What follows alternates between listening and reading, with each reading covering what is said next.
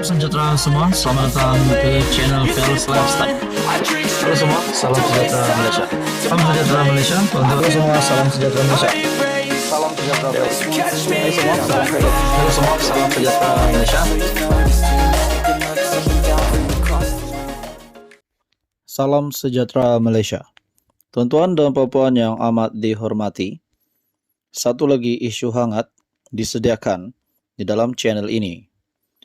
Sebelum ini kita mendengar berkaitan dengan isu Menara Ilham disita yang dipercayai dimiliki oleh Tun Daim Zainuddin.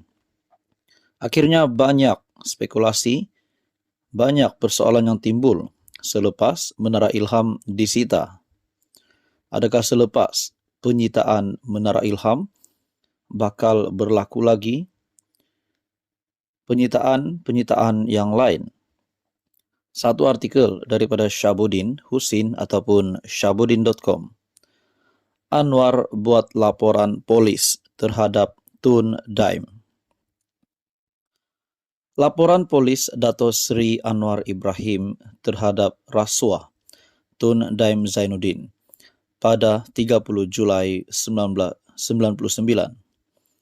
Laporan polis Tun H.S. Lee 20455-99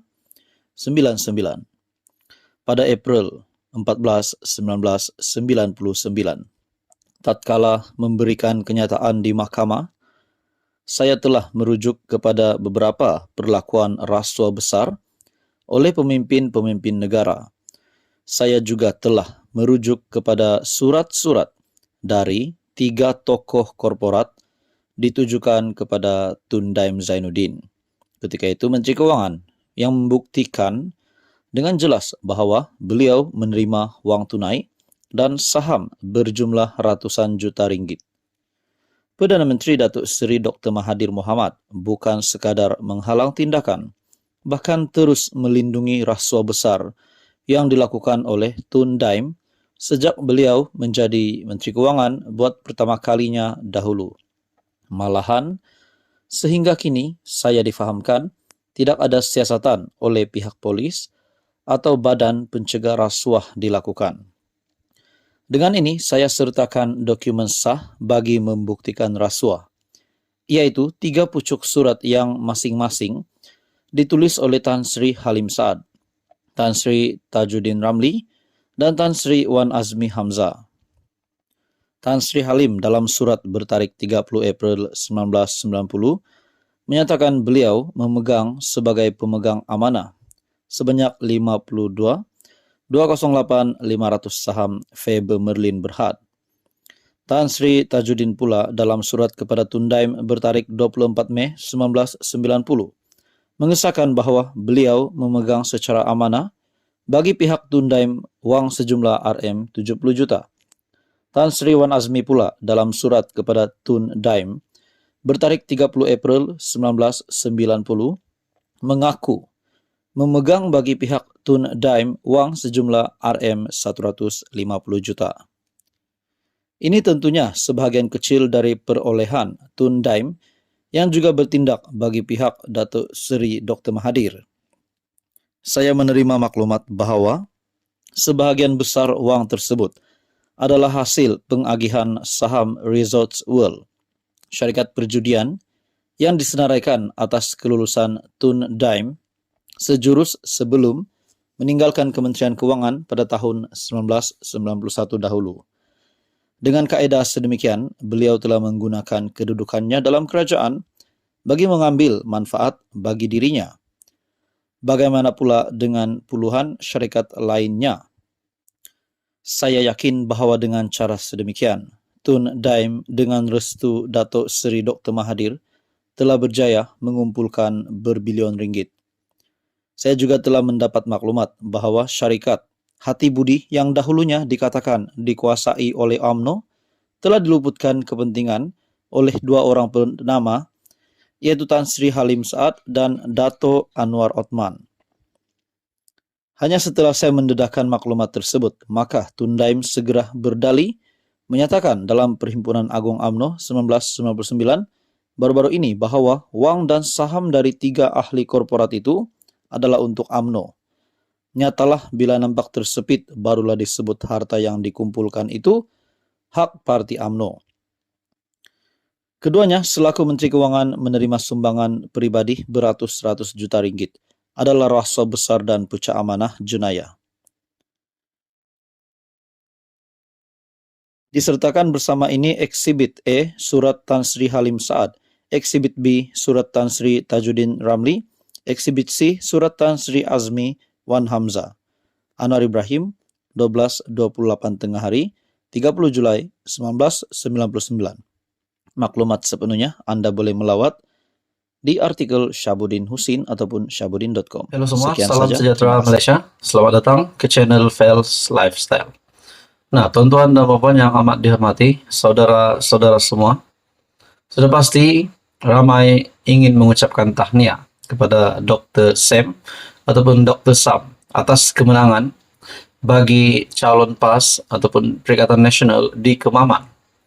Nah, dengan kemenangan ini, satu lagi berita gembira, selain daripada berita buruk yang diterima oleh pengurus CPN sebelum ini, berkaitan dengan peralihan sokongan MP bersatu. Nah, terdapat persoalan yang timbul selepas Dr. Sam ataupun Dr. Sam menang di Kemaman.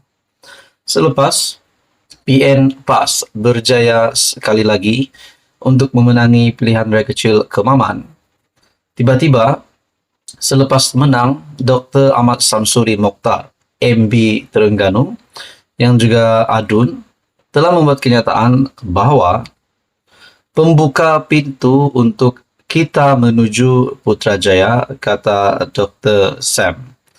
Nah, persoalan yang timbul selepas saya mendengar apa yang dinyatakan oleh Dr. Sam ini, adakah maksud kita itu hanyalah untuk PAS ataupun bersama-sama dengan Perikatan Nasional? Nah, tuan-tuan dan puan yang amat dihormati, mungkinkah selepas menang di Kemaman, bertambah sibuklah MB Terengganu?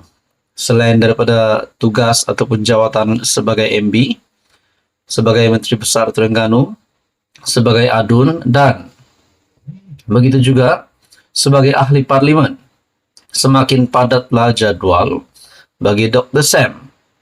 Nah, mungkinkah maksud pembuka pintu untuk menuju ke Putrajaya, untuk kita menuju ke Putrajaya hanyalah mewakili PAS, bukan maksudnya kita itu bersama-sama dengan Perikatan Nasional? Nah, itu menjadi persoalan. Sebab tidak dinyatakan sini oleh Dr. Sam bahwa pembuka pintu untuk kita PN menuju Putrajaya. Tapi saya tak nak panjangkan di situ.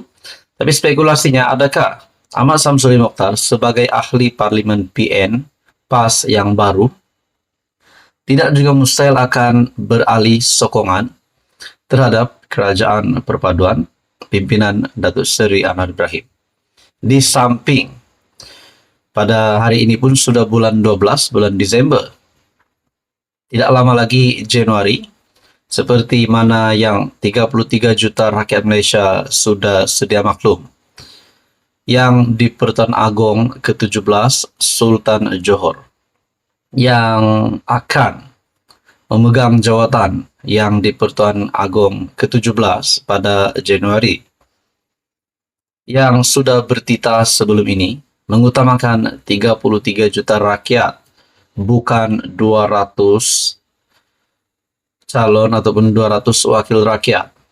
Nah, saudara-saudara, adakah langkah tebuk atap yang mungkin dirancang oleh Ahmad Samsuri, sekiranya dinyatakan di sini, berkaitan dengan pembuka pintu untuk kita menuju ke Putrajaya ini, bertujuan untuk menebuk atap, ataupun bertujuan untuk menyokong Datuk Seri Anwar Ibrahim?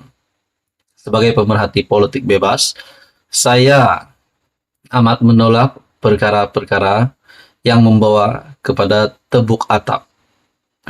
Pertukaran kerajaan bagi saya, selepas saya melihat sokongan-sokongan yang diterima oleh Datuk Seri Anwar Ibrahim, pertukaran kerajaan Anwar Ibrahim hanya boleh digulingkan pada pilihan raya umum ke-16.